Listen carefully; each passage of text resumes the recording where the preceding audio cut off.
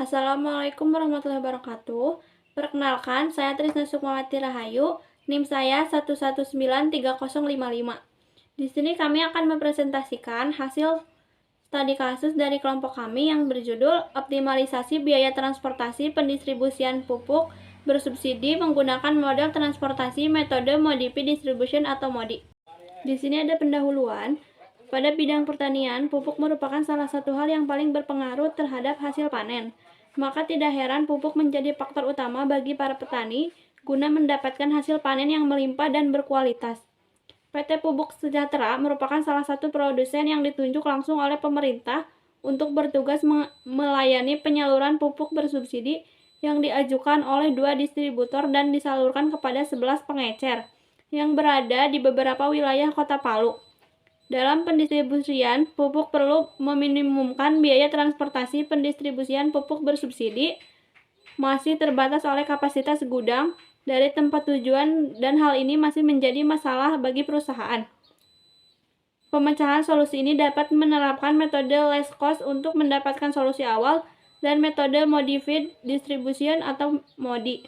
Selanjutnya ada tujuan penelitian, yaitu untuk memahami optimalisasi biaya transportasi pendistribusian pupuk menggunakan model transportasi metode modified distribution atau MODI. Dan ini ada rumusan masalah, yaitu bagaimana mengoptimalkan biaya transportasi untuk pendistribusian pupuk bersubsidi di Sulawesi Tengah dengan menggunakan model transportasi metode modified distribution atau MODI pada PT Sejahtera. Selanjutnya ada landasan teori. Ini ada teknik riset operasional. Riset operasional atau sering disingkat menjadi riset operasi merupakan terjemahan dari bahasa Inggris yaitu operation research.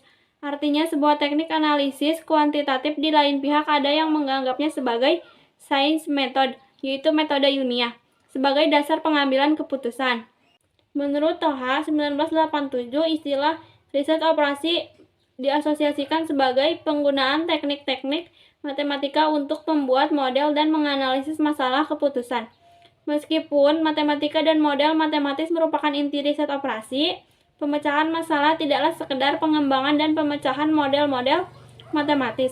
Secara spesifik, masalah-masalah keputusan biasanya mencakup faktor-faktor manusia di hampir setiap lingkungan keputusan.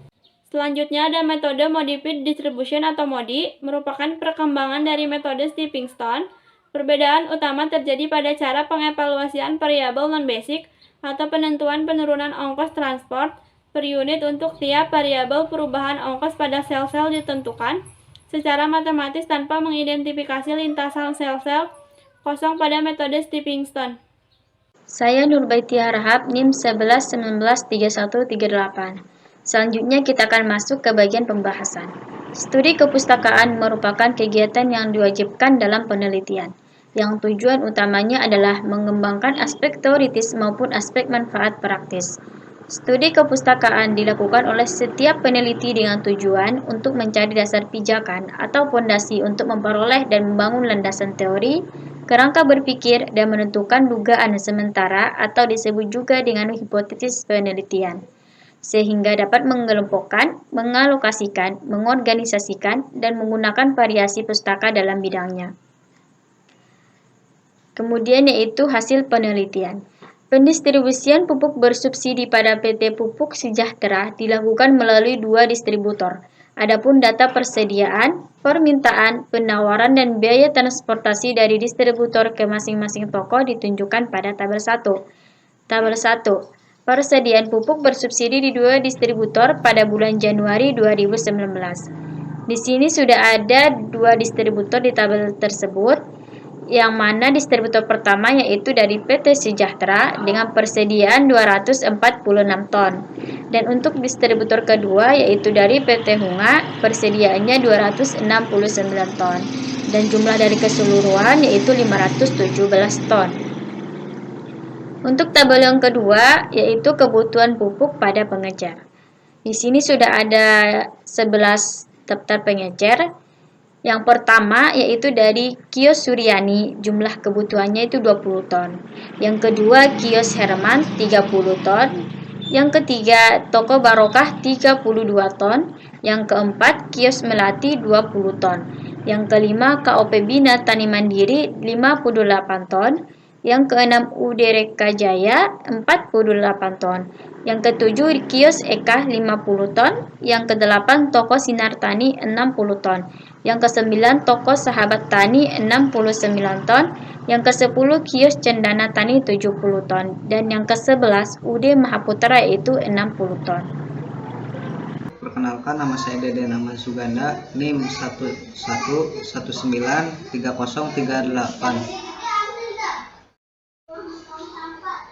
Lanjut, dan ini tabel ketiga. Penawaran pupuk ke 11 toko dari distributor pada bulan Januari 2019. Dan ini bentuk tabel keempat.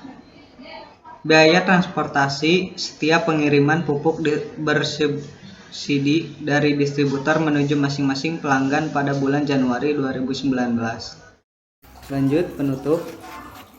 Berdasarkan hasil dan pembahasan yang telah dilakukan dapat disimpulkan bahwa biaya transportasi pendistribusian pupuk bersubsidi pada bulan Januari 2019 dengan model transportasi untuk solusi awal menggunakan metode list cost yaitu sebesar Rp65.040, untuk solusi optimal menggunakan metode modified distribution atau MODI diperoleh biaya transportasi optimal sebesar Rp64.950 per bulan, sedangkan biaya transportasi sebulan mengoptimalkan dari perusahaan